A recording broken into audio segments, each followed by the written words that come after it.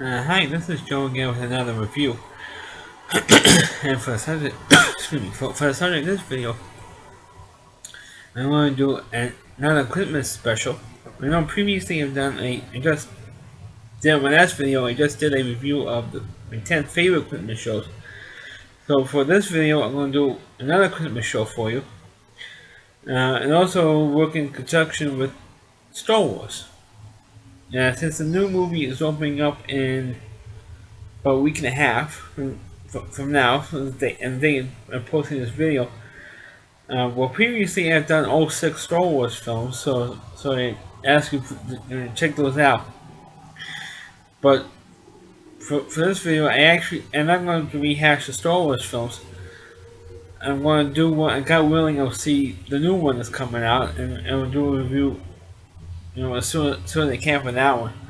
But for the subject of this video, I'm going to discuss the 1978 Star Wars Holiday, or it was actually called Holiday Special, but really was a Christmas show.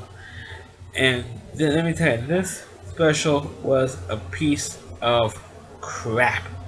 I mean, if I was making a list, a top 10 list of the worst Christmas shows of all time, this one would be at least in the top 2. This or maybe even number 1.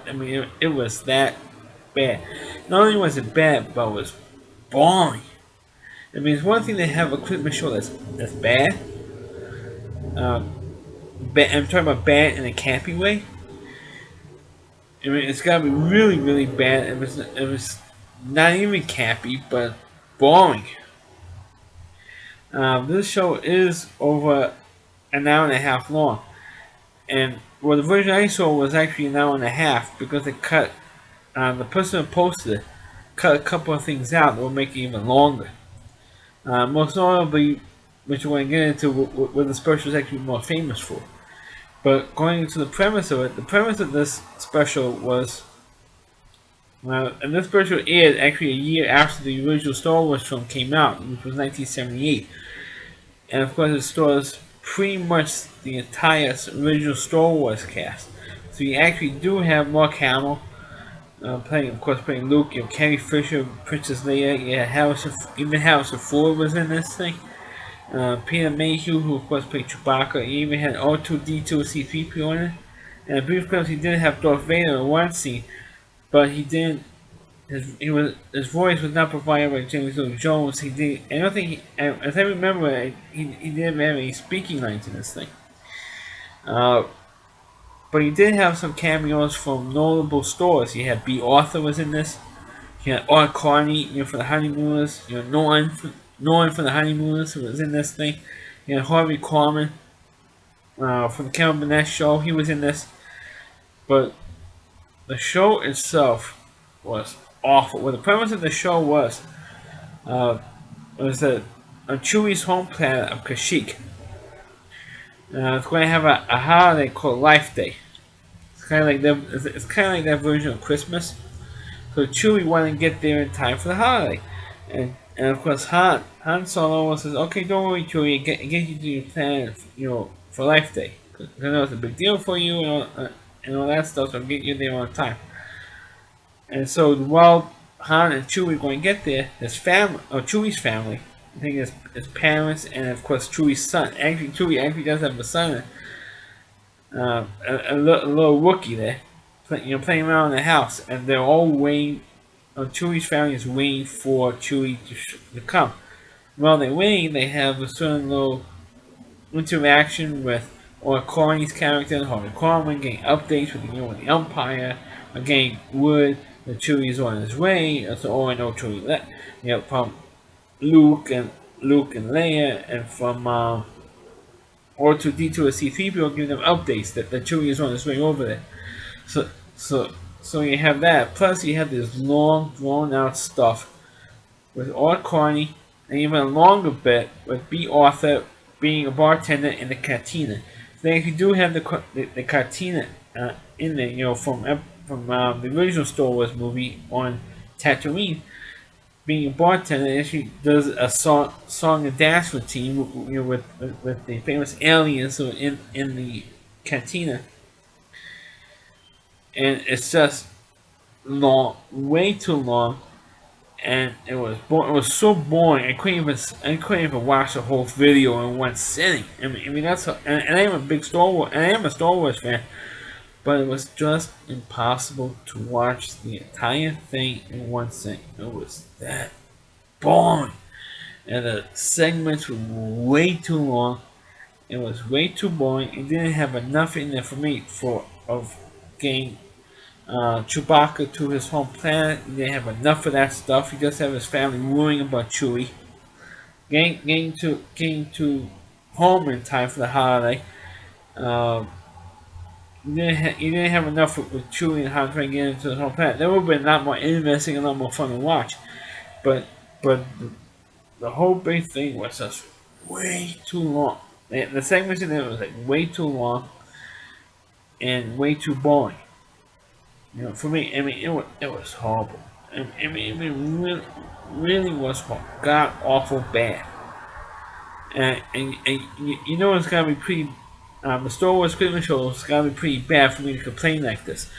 Considering the fact that, like I said before, I am a big Star Wars fan. I created my own Star Wars fan page, actually, even though there's about like 20 million other ones on Facebook. But even that, this show was horrible. I mean, it was boring. I mean, it didn't even it didn't even hold my interest at all. I mean, that's how bad this thing was. You did have this one scene where you have a couple of stormtroopers on Kashyyyk, uh, busting into Chewie's house or his parents' house and looking around, see if they were there. Um, but it was horrible, horrible. I mean, the only highlight in the show, and one thing the show is in fact noted for is about a 10-minute cartoon with Boba Fett. Now, of course, this character, when the Star Wars movies originally came out, and the original version of the original Star Wars that came out in 1977, Boba Fett wasn't even established as a character. It wasn't until the next movie, The Empire Strikes Back, we actually physically saw Boba Fett. Uh, but you know, I'm talking about in the physical movies and the original release of the films.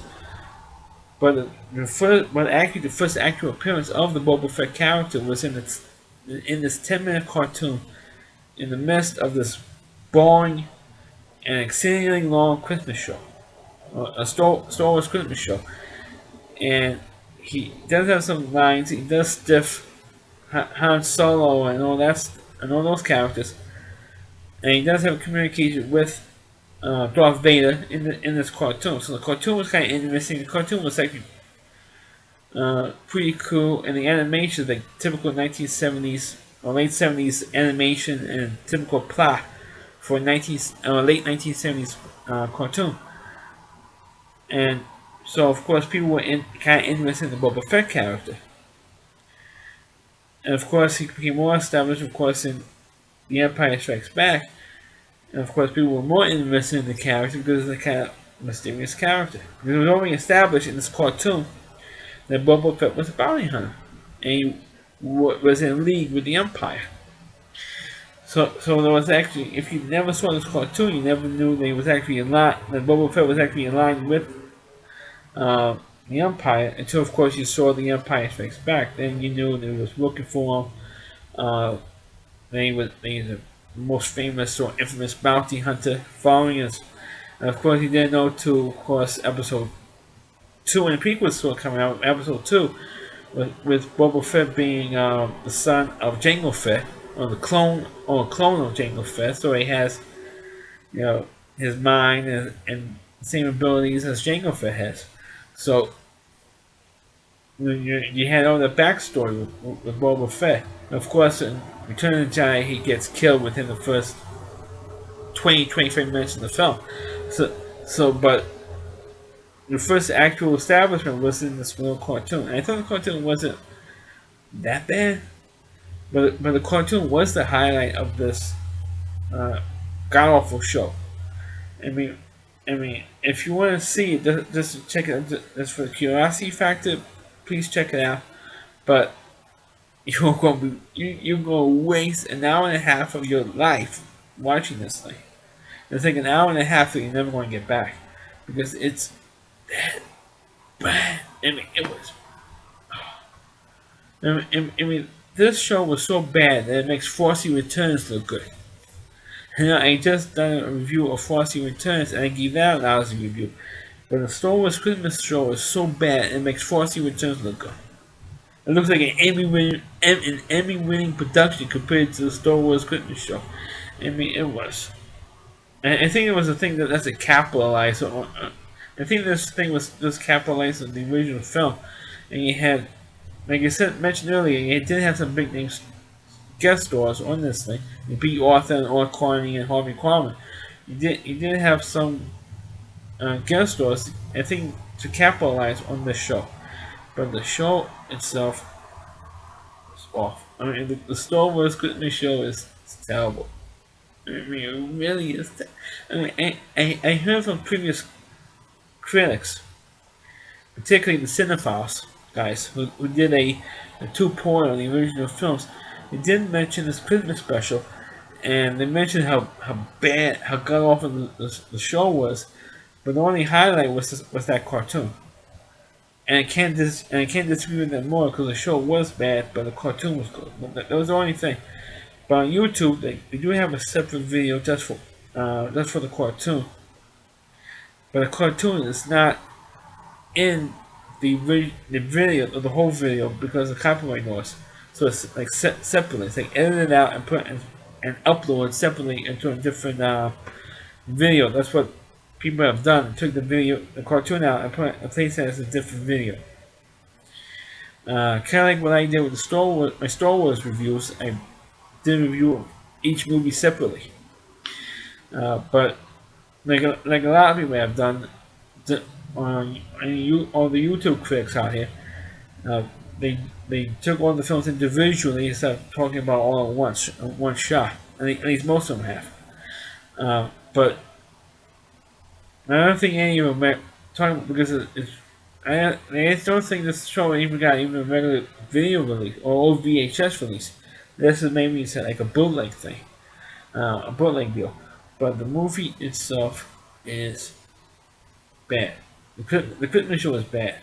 It's Jar Jar Binks bad.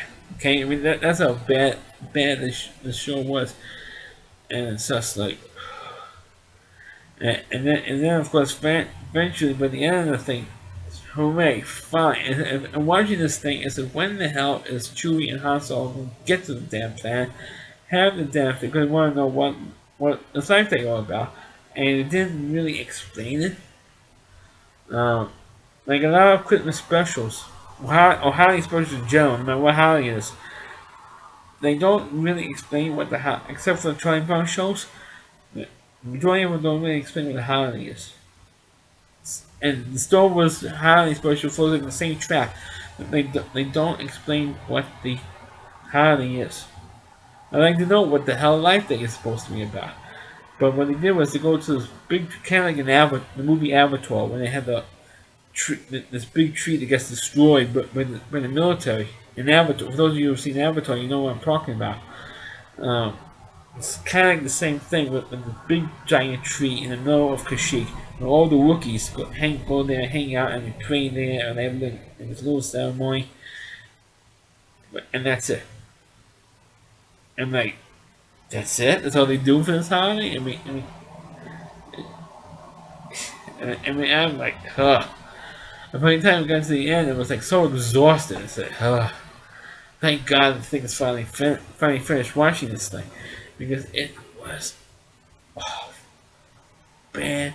It sucked. It was can't possibly suck enough. I mean, I thought Force Returns was bad. This was worse than that. And I can't believe I spent 14 and a half minutes talking about this thing. It's that bad, folks. I mean, I guess if you're Star Wars fans, you want to watch it, check it out. Totally fine. I don't have a problem with that, but I want to warn you, it's going to hurt your eyes watching that video. Like it's going to hurt your eyes when you do this video because the video quality. I'm sorry for the video quality is kind of bad because the lighting is not that. I know the lighting is not that great in this room now, but whatever. But the show is bad. It's bad. It's bad. Avoid the show, guys. All you Star Wars fans out there, avoid this show because it's fucking bad. So that's my review of the Star Wars Christmas special. Please click on the video, please rate it, feel free to comment, please subscribe to my channel, and please forward this video onto your Facebook pages. And also you can check out not only all my videos, not only on my YouTube channel, including my Star Wars movie reviews, so please check them out. And also you can check out all my reviews not only on my YouTube channel, but on rowdyc.com. It's all on WDY.com. It's the home website of a Rowdy Reviewer. Check out his content, plus all the other content that's on his website as well. Thank you for watching, and catch you next time, and may the Force be with you.